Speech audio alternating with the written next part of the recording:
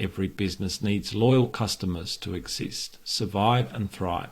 In their quest for customer attraction and retention, two seemingly disparate sectors, the professional services industry and membership-based industry bodies, share more commonality than many realize. While the nature of their offerings differs, the underlying principles of customer and member retention are strikingly similar. Drawing parallels, customers and members, having earned my stripes in the dynamic and ultra-competitive professional services world. A few years ago I moved into the realm of industry bodies. Instead of talking customers, the terminology turned to members. However, the parallels underpinning these different business models is fascinating, to the point I have decided to write a short series about how each of these two business models can draw inspiration from each other to better thrive.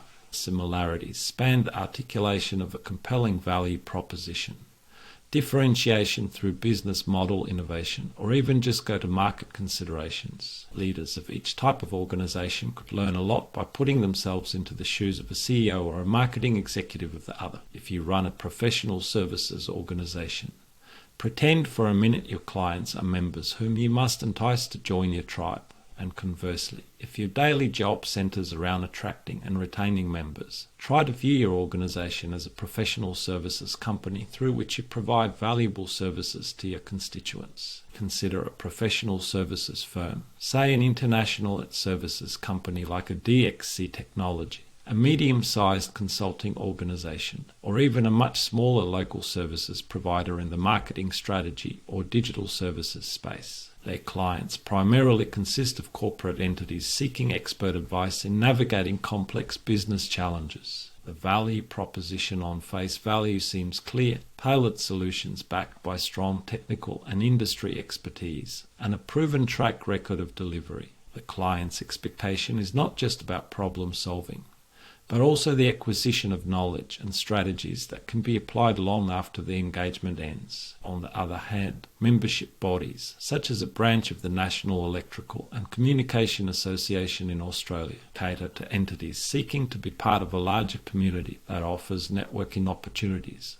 professional development resources, and industry-specific insights. Members joining the industry body seek a sense of belonging, continuous learning, and understanding of industry trends, as much as getting access to relevant and quality services relevant to running their daily contracting businesses. Staying relevant, a challenge for both sectors. Despite the differences in their offerings, both types of organizations operate in a highly competitive environment, where the value proposition is key to gaining and maintaining the interest of customers or members. In some ways, being able to define and, more importantly, articulate the value proposition is harder for a membership body. Often the ethos behind the company and the skill sets are not akin to promoting services or maximizing value.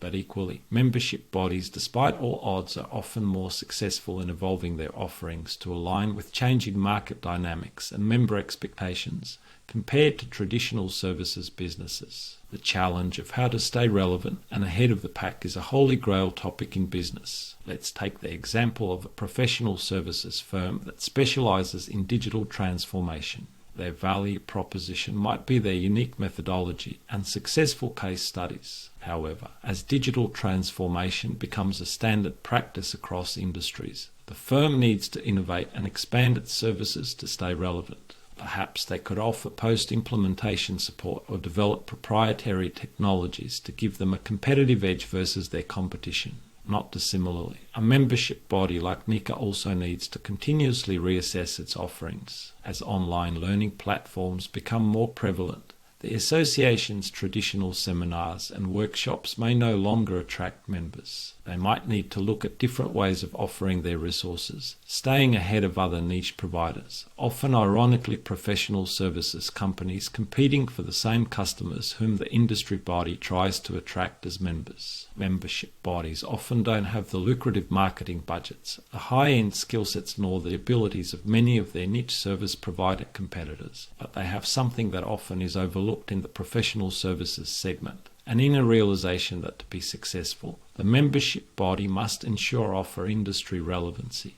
This could be through tailoring products and services or creating new ways to drive engagement to meet the changing needs of their members, often in very creative and much more intimate ways than professional service organisations bother with, often to their own detriment. The goal, a loyal base that advocates for your brand, the journey of customer, client or member. Retention by both types of organisations relies therefore on a solid empathy with the target audience, a compelling organisational value proposition, a nimble and relevant business and pricing model, and consistency in delivery of promised value. So, growing a successful client base in a professional services environment is no different to growing membership in an association, industry body sense. In fact, professional services organisation could often take inspiration from some of the creative thinking that membership bodies are forced to do to better understand the needs and expectations of their audience, tailor products and services to their constituents,